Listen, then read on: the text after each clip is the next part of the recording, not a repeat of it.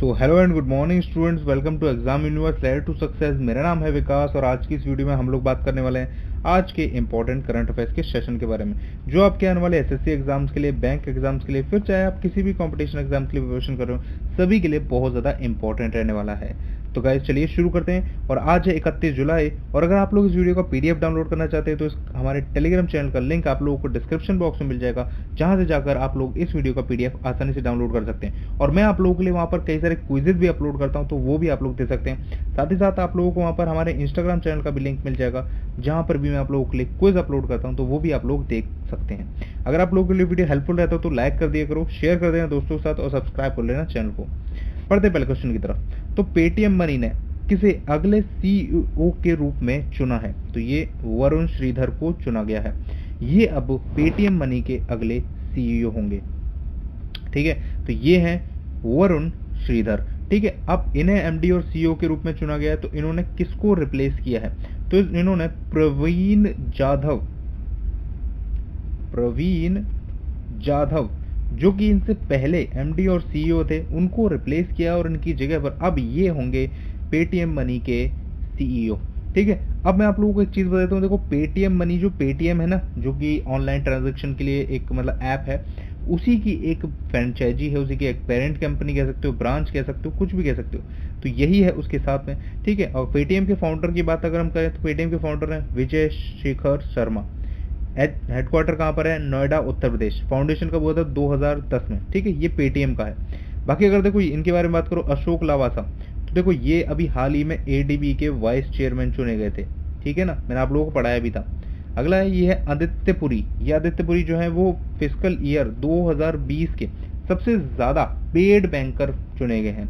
तो ये चीज आप लोगों को ऑप्शन के लिए भी याद रखनी है। ओके, बढ़ते हैं अगले क्वेश्चन की तरफ।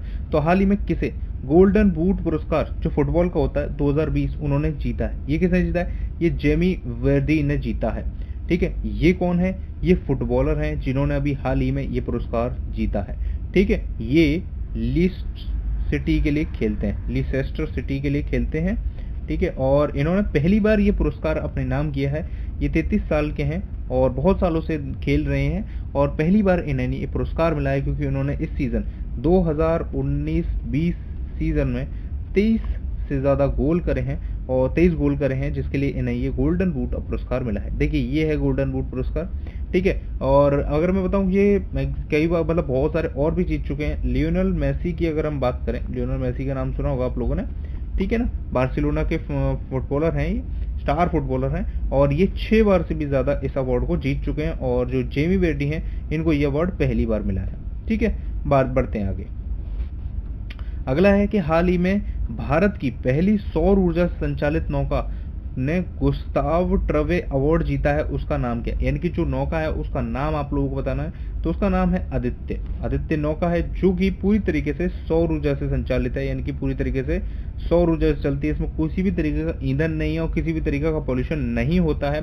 और इसी चीज के लिए इसको इलेक्ट्रिक बोर्ड एंड बोटिंग में अवार्ड दिया गया है, जो कि है गुस्ताव ट्रवे अवार्ड। ये इसी साल शुरू किया गया है, मतलब पहली बार ही दिया जा रहा है। और ये दुनिया की सबसे अच्छी पैसेंजर एक तरीके से नौका घोषित की गई है कि इसमें मतलब किसी भी तरीके का ना तो पॉल्यूशन होता है और ना किसी भी तरीके का कोई भी ईंधन की खपत होती है। देखिए, बहुत तरीके से ये एक पूरी तरीके से अच्छी चीज़ है, क्योंकि जो सौर ऊर्जा है ना, वो हमारे जो देश है वहाँ पर काफ़ी ज़्यादा पड़ती है। मतलब जो सूर्य है वो काफ़ी ज़्यादा हमारे यहाँ पर, मतलब एक तरीके से कह सकते हो, जो भूमध्य रेखा वाले देश है ना, उन पर काफ़ी ज़्यादा उनकी लाइट पड़ती है। तो उन लोगों को सौर ऊर्जा का जो उपयोग है वो ज़्यादा से ज़्यादा करना चाहिए और भारत अब इस देश में पहल कर रहा है। ठीक है, तो ये चीज आप लोग याद रखनी है।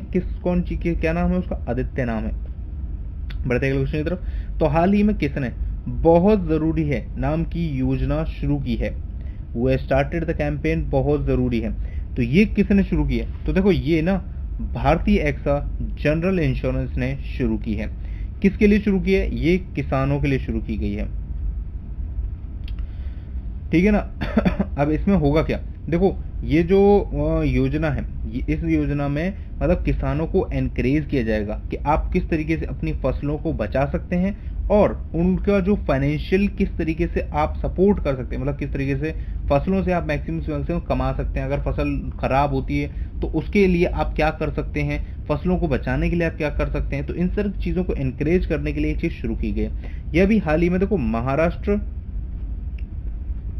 और कर्नाटक राज्य के ही मतलब जो जगह हैं सिर्फ वहीं के लिए शुरू की गई है। मैं आप लोगों को जगह के नाम भी बता देता हूँ। देखो जगह के नाम है महाराष्ट्र के, अगर आप जानना चाहते हो देखो महाराष्ट्र के, एक सेकंड ये स्टाइलस नहीं चल रहा ठीक से, ठीक है। महाराष्ट्र के अगर मैं आप लोगों को बताऊं तो देखो सोलापुर, ठीक है ना, अहमदनगर, नासिक, चंद्रपुर, ठीक है, सतारा भी आप लोगों ने सुना होगा, ठीक है ना। तो ये सारे तो हो गए महाराष्ट्र के। और अगर मैं बात करूं कर्नाटक के, तो कर्नाटक के हैं देखो धरवड़, ठीक है ना, धरवड़, मैसूर, कोडगू, ठीक है ना। ये कर्नाटक के कुछ मतलब जगह हैं जहां पर ये जो है भारतीय जो एक्सा जनरल इंश्योरेंस है वो इस तरीके की कैंपेन चलाएगी कि बहुत ज़रूरी है, ठीक है ना। और अगर मैं बात करूं देखो इसमें होगा क्या क्या, तो देखो इसमें ना किसानों को बताया जाएगा और साथ ही साथ ये भी बताया जाएगा कि किस तरीके से वो अपने मतलब फसलों को मतलब बचा सकते हैं और साथ ही साथ किस तरीके से और फसलें कर सकते हैं, मिट्टी का क्षरण किस तरीके से रोक सकते हैं और साथ ही साथ मतलब इन चीज़ों के बारे में अवेयरनेस फैलाएगी, ठीक है ना। तो ये चीज़ आप लोगों को याद रखनी है। बढ़ते हैं अगले क्वेश्चन की तरफ।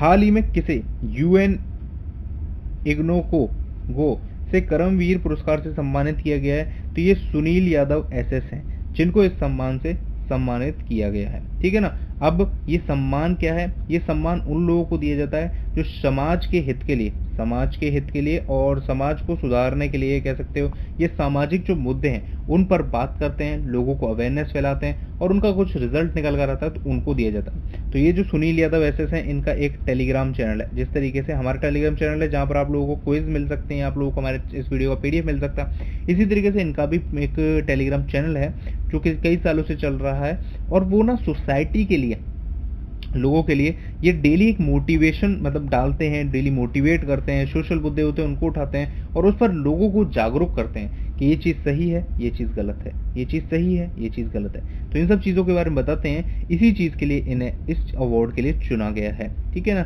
और इन्हें ये अवार्ड दिया गया है। कहाँ दिया गया है, तो एक रेक्स कॉन्क्लेव होस्टेड किया गया था आईआईटी दिल्ली में, इन्हें ये अवार्ड वहाँ पर दिया गया है, ठीक है ना। तो ये चीज़ आप लोगों को याद रखनी है। बाकी अगर देखो अदर ऑप्शंस के बारे में बात करें, प्रियंका चोपड़ा, तो ये हाल ही में देखो TIFF Toronto international film festival जो 2020 का था उसके लिए इन्हें ब्रांड एम्बेसडर चुना गया था, ठीक है। कला नारायण स्वामी, ये कौन है, ये प्रेसिडेंट अवार्ड मिला था इनको सिंगापुर में नर्सिंग के लिए, ये लेडीज हैं, ठीक है ना। और इन्हें अभी सिंगापुर के जो प्रेसिडेंट अवार्ड मिला था क्योंकि इन्होंने कोविड-19 टाइम पर वहाँ पर अपनी जो सेवाएं दी हैं ना उस चीज़ के लिए, ठीक है। तो आप लोगों को याद रखना है। बढ़ते हैं आगे। हाल ही में किस बॉलीवुड एक्शन डायरेक्टर का निधन हो गया है, तो ये परवेज खान जी का निधन हो गया। परवेज खान बॉलीवुड के बहुत ही जाने माने एक्शन डायरेक्टर थे जिनका हाल ही में निधन हो गया है। और आप लोग अगर नहीं जानते हो तो देखो इन्होंने बहुत सारी मूवीज मतलब बनाई हैं।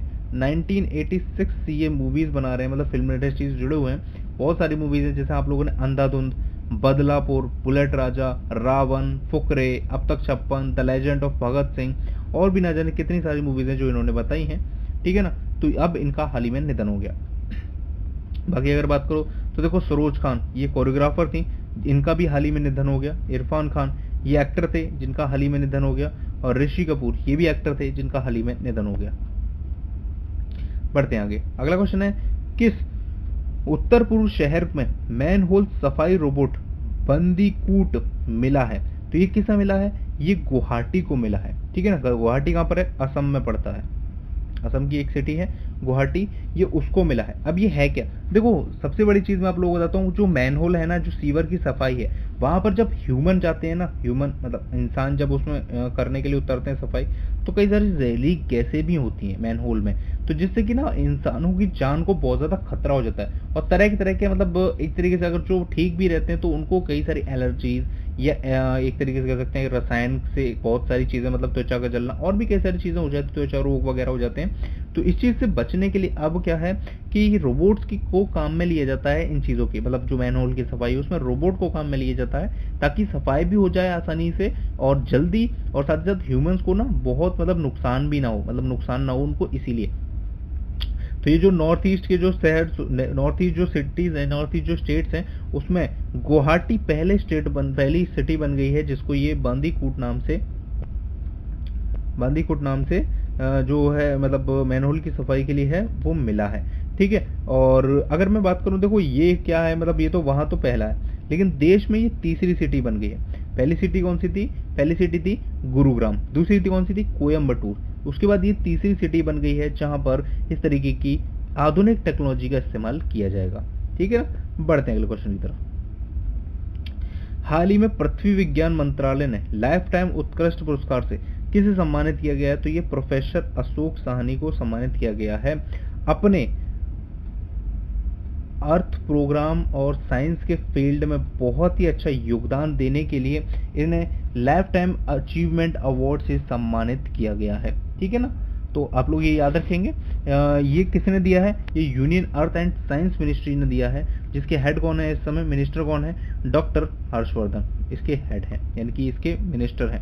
इन्हें पृथ्वी प्रणाली उत्कृष्टता के लिए पृथ्वी विज्ञान मंत्रालय ने इस तरीके के अवार्ड दिए, और इनको ही नहीं और भी बहुत सारे लोगों को अवार्ड दिए गए हैं। ठीक है ना, जिसकी लिस्ट आप लोगों को डिस्क्रिप्शन में हमारे टेलीग्राम चैनल पर मिल जाएगी, आप लोग जाकर देख सकते हैं। बाकी दोस्तों, इन लोगों ने पृथ्वी विज्ञान के मतलब क्षेत्र में, मतलब एक तरीके से कह सकते हो जो पृथ्वी का विज्ञान है, मतलब पृथ्वी के कोर के बारे में जानना, विज्ञान के फील्ड में मतलब तरक्की करना, तो उन सब चीज़ों पर बहुत ज़्यादा रिसर्च किए, इंजीनियर्स हैं, साइंटिस्ट हैं, उन सबको मतलब सम्मानित किया जाता है किसके द्वारा? Union earth and science ministry द्वारा। ठीक है ना, ये चीज याद रखिएगा। बाकी अगर हम बात करें, देखो वेद प्रकाश दुदेजा, ये कौन है? इन्हें infrastructure business leader of the year का अवार्ड मिला था इसी साल 2020 में। ठीक है ना, बाकी अगर बात करें कृतिका पांडे, तो कृतिका पांडे कौन है? एशिया रेंज में शॉर्ट स्टोरी की मूवी बनाने पर इन्हें अवार्ड मिला था। ठीक है ना, बढ़ते हैं अगले क्वेश्चन की तरफ। तो हाल ही में जरकोन मिसाइल का टेस्ट सक्सेसफुली किस देश ने किया है? तो ये रूस यानी कि रशिया ने किया है। ठीक है ना, अब ये किस तरीके की मिसाइल है? ये एक सुपरसोनिक मिसाइल है जिसका परीक्षण किया था, मतलब वो काफी टाइम से इस पर बात चल रही थी, रशिया की काफी टाइम से परीक्षण करने की सोच रहा था, लेकिन अब फाइनली परीक्षण किया है और वो सक्सेसफुल रहा है, बिल्कुल सफल रहा है। ठीक है ना, तो ये चीजें आप लोग याद रखिएगा कि सक्सेसफुली परीक्षण हो गया है इसका। ये एक सुपरसोनिक मिसाइल है। ठीक है ना, अब बात करें दोस्तों, देखो रशिया की, तो ये रहा मैप में रशिया, कैपिटल है इसकी मॉस्को। ठीक है ना, और अगर हम इसकी करेंसी की बात करें तो यह है रशियन रूबेल, और प्रेसिडेंट की बात करें तो व्लादिमीर पुतिन इसके प्रेसिडेंट है। आप लोगों को पता ही होगा, पुतिन इसके प्रेसिडेंट है रशिया के। ठीक है, और एक चीज बता दूं मैं, एक फेमस झील है बैकाल झील, वो भी यहीं पर है। ठीक है, इंडिया और रशिया के बीच आर्मी के बीच एक एक्सरसाइज होती है जिसका नाम क्या है? इंद्र एक्सरसाइज। ठीक है, तो ये चीज भी आप लोग याद रखिएगा। बढ़ते अगले क्वेश्चन की तरफ। तो हाल ही में अंतरराष्ट्रीय बाघ दिवस कब मनाया गया? तो ये 29 जुलाई को मनाया गया है। ठीक है ना, अब ये है क्या? देखो वो एक टाइम ऐसा, मतलब आप लोगों को पता होगा दुनिया भर में बहुत सारे बाघ हैं, लेकिन एक टाइम ऐसा आया था जब जो बाघ है ना, उनकी जो प्रजाति है और मैं कहूँ उनकी संख्या है ना, वो तेजी से कट रही थी क्योंकि शिकार बहुत ज्यादा किया जा रहा था इनका। तो इसीलिए बाघों की संख्या को बढ़ाने के लिए, उनको संरक्षित करने के लिए 2010 में एक समिट किया गया, टाइगर समिट, जहां पर एक तरीके से इनको बचाने की ना पहल शुरू की गई, और तभी से अंतर्राष्ट्रीय बाघ दिवस मनाने का डिसाइड किया गया, और साल दर साल सब बढ़ती गई हैं। मतलब साल दर साल में अगर बात करें तो बाघों की जो संख्या है वो लगातार बढ़ती गई है। और आप लोगों को मैं एक चीज बता देता हूँ कि सबसे ज्यादा यानी कि 70% जितनी भी दुनिया में आबादी है ना बाघ की, 70% आबादी अपने भारत देश में है। और अगर आप लोगों से पूछे जाए कभी कि सबसे ज्यादा बाघ किस मतलब भारतीय राज्य में पाए जाते हैं, तो वो मध्य प्रदेश में पाए जाते हैं। ठीक है, और दूसरे नंबर पर कौन है? उत्तराखंड है, और तीसरे नंबर पर कर्नाटक है। तो ये चीज भी आप लोगों को याद रखनी है कि भारत में सबसे ज्यादा बाघ कहाँ पाए जाते हैं? मध्य प्रदेश में पाए जाते हैं। ठीक है ना, और मैं आप लोगों को एक चीज बता दूं बाघों से रिलेटेड, कि 2018 में जो बाघों पर सर्वेक्षण हुआ था ना, जिसके बारे में आप लोग पहले कुछ दिन पहले क्वेश्चंस में भी पढ़ाया था, कि उसको ना सबसे बड़ा सर्वेक्षण हुआ था अब तक का दुनिया का, जिसे Guinness book of world record में भी शामिल किया गया है। ठीक है, तो ये चीज भी आप लोगों को याद रखनी है। और अगर मैं आप लोगों से एक और सवाल पूछूं, मैंने आप लोगों को हाल ही में पढ़ाया था कि भारत का पहला गोल्डन बाघ कहाँ देखा गया, तो ये असम राज्य में देखा गया। तो ये चीज भी आप लोगों को याद रखनी है। बाकी अंतर्राष्ट्रीय बाघ दिवस कब होता है? 29 जुलाई को होता है। ठीक है ना, तो ये चीज़ आप लोगों को याद रखनी है। ये थे 10 इंपॉर्टेंट क्वेश्चन जो आप लोगों के एग्जाम पॉइंट ऑफ व्यू जरूरी है। अब मैं आप लोगों को कुछ ब्रेकिंग न्यूज़ बताता हूँ जो आप लोगों को जानना बहुत ज़्यादा जरूरी है। देखो, देश में कोरोना के जो मामले हैं वो 16 लाख से भी ज़्यादा हो गए हैं। ठीक है, अब हम सबसे ज़्यादा जो मैक्सिमम जो आंकड़ा है, जो सबसे ज़्यादा देशों के बारे में, हम उसमें तीसरे नंबर पर हैं। ठीक है, तो ये बहुत ज़्यादा डेंजरस सिचुएशन है। अब डेली की डेली लगभग 50,000 से भी ज़्यादा केसेस डेली हम लोगों को देखने को मिल रहे हैं। अब मामला जो 16 लाख के पार जा चुका है, तो आप लोग घरों में रहें, सुरक्षित रहें, केयरफुल रहें। और एक चीज़ और बता दूं, 10 लाख से ज़्यादा ठीक भी हो चुके हैं। ठीक है, अगला है कि प्लाज्मा जो प्रोवाइड किया जाएगा वो फ्री प्रोवाइड किया जाएगा, पंजाब गवर्नमेंट ने कहा है कोविड-19 के पेशेंट्स के लिए। जो कैप्टन सीएम है कैप्टन अमरिंदर सिंह, उन्होंने कहा है कि जो प्लाज्मा है उसकी कोई भी कॉस्ट नहीं ली जाएगी। अगर कोरोना के पेशेंट्स प्लाज्मा से ठीक हो रहे हैं तो प्लाज्मा उनको दिया जाए और उसका कोई भी पैसा ना लिया जाए। तो ये पहल किसने शुरू की है? ये पंजाब के सीएम कैप्टन अमरिंदर सिंह जी ने शुरू की है। अगला है ऑक्सफोर्ड जो कोविड-19 वैक्सीन बना रहा है, उसका जो ट्रायल चल रहा है ह्यूमंस पर, वो काफ़ी अच्छा जा रहा है। और इनका कहना ये है कि जल्द ही इनका जो मतलब ट्रायल है वो ख़त्म हो जाएगा और लोगों के लिए वैक्सीन अवेलेबल करवा दी जाएगी। ये जो वैक्सीन है 18 साल से लेकर 55 साल के लोगों पर ट्राई की जा रही है और धीरे धीरे करके ये मतलब काफ़ी सही असर कर रही है लोगों पर। तो अगर ये सब चीज़ें ठीक रही तो ये सभी लोगों के लिए अवेलेबल करवा दी जाएगी। अगला है कि अनलॉक 3 की जो गाइडलाइंस है वो आ चुकी हैं, जिसमें कि सिनेमा हॉल्स, बार्स अभी बंद रहेंगे और जो जिम्स हैं वो 5 अगस्त से खोली जा रही हैं। 5 अगस्त से जिम खुल जाएंगी। और साथ ही साथ जो नाइट कर्फ्यू रहता था ना कि मॉर्निंग में 9 बजे से सुबह जो 5 बजे तक जो नाइट कर्फ्यू रहता था, रात को 10 बजे से सुबह 5 बजे तक, तो वो नाइट कर्फ्यू भी हटा दिया जाएगा और अब आप रात में भी बाहर निकल सकते हैं। ठीक है, पर निकले नहीं, वो ज़्यादा बेटर रहेगा। कोविड-19 दिल्ली यानी आयुर्वेदा जो इंस्टीट्यूट है उसने फ्री टेस्टिंग स्टार्ट कर दी है और ट्रीटमेंट भी फ्री करने का फैसला किया है। ठीक है, तो ये चीज़ याद रखिएगा, आयुर्वेदा इंस्टीट्यूट है उसने फ्री कोविड-19 का टेस्टिंग और इलाज दोनों चीज़ फ्री रखी है अपने पास। और ये सिर्फ उन लोगों के लिए है जो अफोर्ड नहीं कर सकते, गरीब हैं। ठीक है ना, ये चीज़ भी आप याद रखिए। तो ये था आज का इंपॉर्टेंट करंट अफेयर्स का सेशन। उम्मीद करता हूँ आप लोगों को समझ में आया होगा और आप लोगों के लिए हेल्पफुल जरूर रहेगा। अगर अच्छा लगा हो तो वीडियो को लाइक जरूर कर दीजिएगा, शेयर कर दीजिएगा अपने दोस्तों के साथ ताकि वो लोग भी पढ़ सकें, और सब्सक्राइब कर लीजिएगा चैनल को ताकि कोई भी वीडियो आप लोगों से मिस ना हो जाए। Thank you so much for watching. मिलते हैं नेक्स्ट वीडियो में, तब तक के लिए जय हिंद।